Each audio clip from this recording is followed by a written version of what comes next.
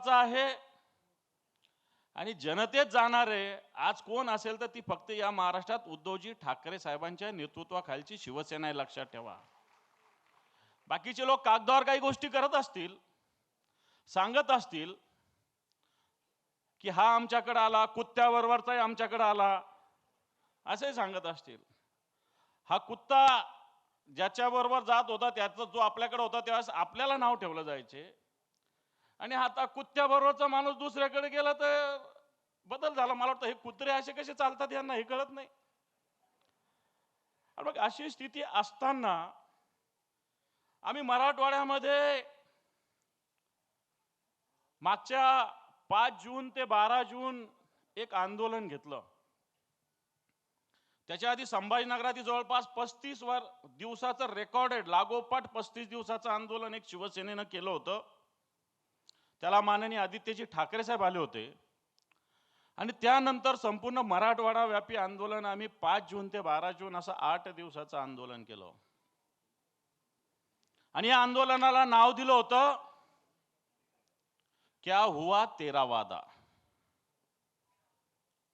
एका युवा सेनेच्या कार्यकर्त्यांनी त्याला दुसरं नाव दिलं, तुम तो धोकेबाज हो वादा करके, काहीतरी एक दुसरंच नाव दिलं. पण तो क्या हुआ तेरा वादा हा आंदोलनाचं नाव आम्ही दिलं, टॅगलाईन दिली आणि संपूर्णपणे शेतकऱ्यांचं आंदोलन. संपूर्ण मराठवाड्यातले 8 जिल्हे 72 तालुक्यात आणि जवळपास 6000 गावापैकी साहेब आम्हाला त्याचा अभिमान आहे की आम्ही जवळपास 4100 गावात पोहोचलो. या निमित्तानं 4100 गावात याचं रेकॉर्ड आहे आमच्याकडं. आम्ही आंदोलन मराठवाड्यात सुरू केलं असताना सिंपल आंदोलन केली, छोटी छोटीशी आंदोलनं केली, परंतु ही शेतकऱ्याला भावली आणि शेवटच्या टप्प्यात या आंदोलनात शेकडो नव्हे हजारो शेतकरी सहभागी झाले. साहेब आम्ही क्या हुआ तेरा वादा याच्यासाठी म्हटलं होतं की हे जे सरकार आलेलं आहे आत्ताचं, या सरकारने विधानसभेच्या निवडणुकीमध्ये एक संकल्प पत्र काढलं होतं, विशेषतः भारतीय जनता पार्टीने आणि महायुतीनं मिळून एक 25 कलमी टॉप कार्यक्रम काढला होता. या 25 कलमातले फक्त 10 शेतकऱ्यांचे कलम घेऊन आम्ही हे आंदोलन उभा केलं आणि सरकारला विचारलं की हे जे 10 कलम हे तुम्ही कधी पूर्ण करणार, तुम्ही केलेले वायदे कधी पूर्ण करणार. मग शेतकऱ्याची कर्जमाफी असेल, शेतकऱ्याचा जीएसटी परत देण्याचा मुद्दा असेल, पीक विम्याचा मुद्दा असेल, हमी भावाचा मुद्दा असेल, शेतकऱ्यांना मिळणारी वीज असेल, हे छोटे छोटे मुद्दे नव्हे तर हे महत्त्वाचे मुद्दे आहे. हे आम्ही घेऊन आंदोलन केलं आणि आंदोलन उगाच केलं नाही, कारण उद्धवजींचं सरकार 2019 ला आलं होतं. त्यावेळेच्या प्रचारात माननीय उद्धवजी ठाकरे साहेबांनी शेतकऱ्याला कर्जमुक्तीचं आश्वासन दिलं होतं. उद्धवजी ठाकरे साहेब आश्वासन देत नाही तर वचन देतात आणि सरकार आल्यानंतर पहिल्याच कॅबिनेटमध्ये 2 लाखाची कर्जमाफी फक्त एका थंबवर केली होती. फक्त एक अंगठा शेतकऱ्याला द्यावा लागला होता आणि 2 लाखाची कर्जमाफी माननीय उद्धवजींच्या सरकारने केली होती. आणि मग जनतेला शेतकऱ्यांना वाटलं असेल की यावेळेस सुद्धा कर्जमाफी होईल, परंतु आपण ऐकलं असेल की ज्या पद्धतीनं अजितदादा पवार म्हटले की 31 मार्चच्या आत कर्ज फेडा आणि म्हणे कर्जमाफीचं आश्वासन सरकार विसरलं.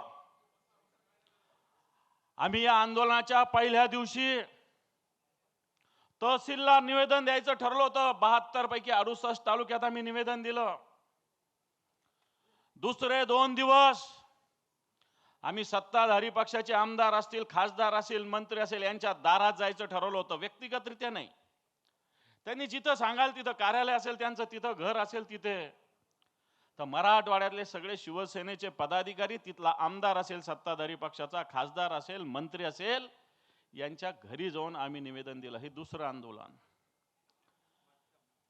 आणि त्याच्यानंतर जसं तालुका जिल्हा स्तरावरचे लोक असं मंत्री किंवा आमदाराच्या घरी जात होते, मराठवाड्यात असलेल्या 6-6.5 हजार गावापैकी जवळपास 4200-4300 गावामध्ये प्रत्येक ग्रामसभेमध्ये प्रत्येक ग्रामपंचायतीमध्ये शिवसैनिकांनी 4190 गावामध्ये निवेदन दिलं.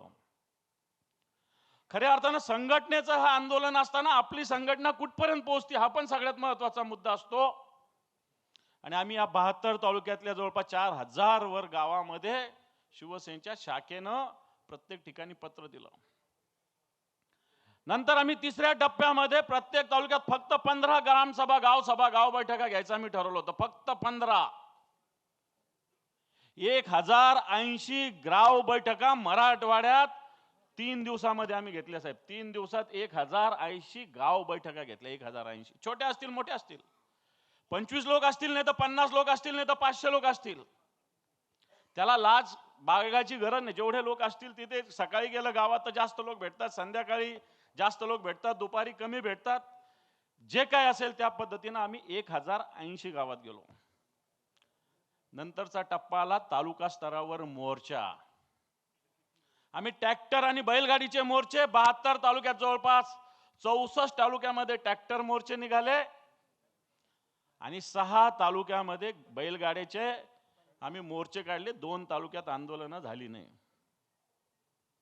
थोडक्यात संघटनेचे आंदोलन 70 तालुक्यात पूर्णपणे झालं. आणि शेवटच्या टप्प्यात आम्ही जिल्हा स्तरावर चक्का जाम आंदोलन करायचं ठरवलं होतं. सगळ्या जिल्ह्यामध्ये अशा पद्धतीनं शेकडो नव्हे हजारो शिवसैनिकांमध्ये हे आंदोलन झालं. हिंगोली नांदेडचे संपर्क प्रमुख थोरात आहेत, ते आले होते नांदेड आणि हिंगोलीच्या आंदोलनाला. बाकी तिथल्या सगळ्या जिल्हा प्रमुखांनी, तालुका प्रमुखांनी, आमदारांनी हे आंदोलन मोठ्या प्रमाणावर केलं. मी का सांगतोय, कारण अशा आंदोलनातून गाव पातळीच्या शिवसैनिकाला एक आंदोलन मिळालं. आंदोलन मिळत असता ज्याचा चेहरा हिरमुसलेला होता तो प्रसन्न झाला. मला असं वाटतं येणाऱ्या काळात इथं नेते बसलेले, मी त्याच्यामध्ये आहे, की शिवसैनिकाला जर प्रोग्राम दिला ना ते कोणाचाही प्रोग्राम करू शकतात. त्याला कार्यक्रम देण्याची गरज आहे फक्त, आणि त्याला कार्यक्रम देण्याची आवश्यकता आहे. आणि म्हणून हे आंदोलन मराठवाडा व्यापी होत असताना आम्ही 23 तारखेला सगळ्या बँकांकडे जाणार आहे. आता 23 तारखेला सोमवारच्या दिवशी ज्या ज्या बँका शेतकऱ्यांना कर्ज देतात या बँकांच्या मॅनेजरकडे जाणार आहे. शांततेत आंदोलन आहे. कारण 2-2 महिन्यापासून शेतकऱ्यांनी कर्जासाठी अर्ज केलेला आहे. अर्ज एक तर मंजूर करा, नाही तर रिजेक्ट करा. एकीकडे मुंबईत बसून मुख्यमंत्री, उपमुख्यमंत्री सांगतात की शेतकऱ्याचं सिबिल बघितलं जाणार नाही. सिबिल बघितल्याशिवाय एकही बँक कर्ज देत नाही. म्हणून शेतकरी आता अतिशय अडलेला आहे, नडलेला आहे. तुळजापूरला एक शेतकरी 3 दिवसापासून उपोषणाला बसलेला आहे. बीडला एका शेतकऱ्यांनी कालच्या दिवशी मुलीचं ऍडमिशन करायचंय, त्याला या मुलीच्या ऍडमिशनला पैसे नाही, त्यांनी एका बँकेच्या दारात गळफास घेतलेला आहे काल. अशा घटना होत असताना मला वाटतं शिवसेना स्वस्थ बसणार नाही. आणि म्हणून 23 तारखेला आम्ही बँकांची, प्रत्येक बँकात जाऊन धडकणार आहोत की शेतकऱ्यांची कर्ज मंजूर का होत नाही. सरकार खोटं बोलतंय. शेतकऱ्याची कर्जमाफी सरकार करत नाही. याच मुख्यमंत्र्यांनी सांगितलं होतं की शेतकरी सन्मान योजना 15,000 रुपये देऊ. वाटतं ग्रामीण भागातील जे शिवसैनिक आहेत त्यांना मी सांगतो की 6,000 केंद्राची येतात. राज्यांनी सांगितलं होतं, नमो योजना केली होती की केंद्राच्या 6,000 बरोबर राज्याचे 6,000 रुपये देऊ. मागच्या काळात राज्याचा 1 रुपया आलेला नाही. मला वाटतं ही जागृती गावोगाव आवश्यकता आहे. 1 रुपयात पीक विमा योजना बंद झालेली आहे शेतकऱ्याची. येणाऱ्या काळामध्ये 4 ट्रिगर होते विमा मंजूर व्हायचा, आता 1च ट्रिगर राहिलेला आहे. मी सगळ्या ग्रामीण भागातील शिवसैनिकांना बसलेल्या पण आणि बाहेर पण ऐकत असतील त्यांना सांगतो की आता 1च ट्रिगरने विमा मंजूर होणार आहे पीक कापणी प्रयोगावर. म्हणतो याच्या विरोधात सुद्धा आपल्याला लढा उभारावा लागणार आहे. हेच सरकार म्हटलं होतं की हा बळीराजा अन्नदाता बनेल, ऊर्जादाता. साहेब हा मोठा विषय सगळ्या खासदारांच्या मी कानावर घालतो. ठिकठिकाणी गावोगाव सौर ऊर्जेसाठी पंतप्रधानाची योजना आहे.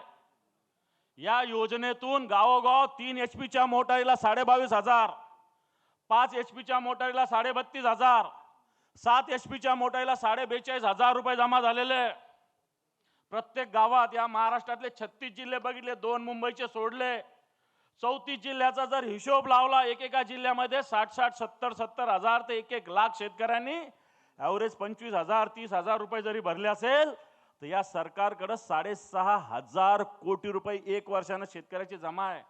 हा मोठा विषय आहे. 6,500 6,500 कोटीच्या वर रक्कम सौर ऊर्जेसाठी शेतकऱ्याची जमा आहे. अजून साधं 1.5 लाख सौर ऊर्जेचा पंप द्यायचं सुद्धा टेंडर निघालेलं नाहीये. मी ग्रामीण भागातील शिवसैनिकाला सांगतो की लाईट मिळत नाही. मुंबईमध्ये 2 मिनिट वीज गेली तर टाइम्स ऑफ इंडियात बातम्या येतात. राज्याच्या देशाच्या मोठ्या मोठ्या याच्यात बातम्या येतात की 2 मिनिटं लिफ्ट बंद पडली तर शेतकऱ्याला 8 तास वीज दिली जाते, सांगितली जाते. 4-7 तास सुद्धा मिळत नाही, तेही रात्री. त्याचाही टाइम टेबल आहे 10 ते 4, रात्री 10 ते 4 लाईट मिळते. आणि या 10 ते 4 मध्ये सुद्धा 1-1 तास 2-2 तास वीज जाते. आणि म्हणून हे सरकार म्हणलं होतं अन्नदाता बनेल ऊर्जादाता. ऊर्जादाता या शेतकऱ्याला बनवू दिलं जात नाही. उलट या शेतकऱ्याचे हजारो कोटी रुपये सरकारने ठेवलेले आहे. 9.5 लाख कोटी रुपयाचं, लाख कोटीचं कर्ज आज प्रत्येक या महाराष्ट्राच्या डोक्यावर आहे. आणि म्हणून बांधवांनो, हा शेतकऱ्याचा विषय आहे. शेतकऱ्याचं हे आंदोलन आहे. मी उगाच म्हटलो नाही की मुंबई ठाकरेंचीच. अरे हा महाराष्ट्र ठाकरेंचाच आहे. आज आपण गावगाव हे आंदोलन पेटवण्याची आवश्यकता आहे. संघटना आदेश देईल न देईल, गाव पातळीवरचे शेतकऱ्यांचे विषय महत्वाचे आहे. आणि म्हणून मी आपल्याला आवाहन करेल की आमचा अनुभव सांगतो. मराठवाड्यातला आंदोलनाला प्रचंड प्रतिसाद मिळाला. हजारो लोक सहभागी झाले. गावगावातले शेतकरी आले. गाव बैठकामध्ये येऊन शेतकऱ्यांनी बोलायला सुरुवात केली, आपापली भूमिका मांडायला सुरुवात केली. वाटतं येणाऱ्या काळामध्ये आपल्याला जावं लागेल. निवडणुका येतात, निवडणुका जातात. शिवसेना ही 80% समाजकारण करणारी संघटना आहे. फक्त निवडणुका जिंकणारी किंवा हरणारी संघटना नाही. म्हणून येणाऱ्या काळामध्ये मला असं वाटतं हा शेतकऱ्यांचा विषय घेऊन मराठवाड्यात नव्हे तर महाराष्ट्रात आपल्याला लढा द्यावा लागेल. बँकांच्या विरोधात रस्त्यावर उतरावं लागेल. पीक विमा कंपन्यांकडे 2-2, 3-3 वर्षाचा विमा पडलेला आहे. शेतकऱ्यांना 72 तासात पंचनामा करा सांगतात, पण विमा मंजूर होऊन 2-2 वर्षानं विमा अजून मिळत नाही. अशा प्रकारची स्थिती आहे. या राज्यातला अजून 410 कोटी रुपये विमा शेतकऱ्यांचा विमा कंपन्यांकडे 2 वर्षाचा. सरकारने NDRFचे निकष आधी लावले होते, ते आता बदललेले आहे. आज 2 हेक्टरला 2 हेक्टरच्या ऐवजी 3 हेक्टरला मदत द्यायचं सरकारने डिक्लेअर केलं होतं. जी NDRFचे निकष त्याच्यापेक्षा 1.5 पटीने देण्याचा निकष दिला होता, हा सरकारने रद्द केला 15 दिवसापूर्वीच्या कॅबिनेटमध्ये. सरकार रोज वेगवेगळ्या पद्धतीनं मुद्रांक शुल्क माफ, कोणाकोणाचं माफ, अदानीचं माफ, बिल्डरांचं माफ, आणि शेतकऱ्याच्या कर्जमाफीला सरकारकडे पैसे नाही.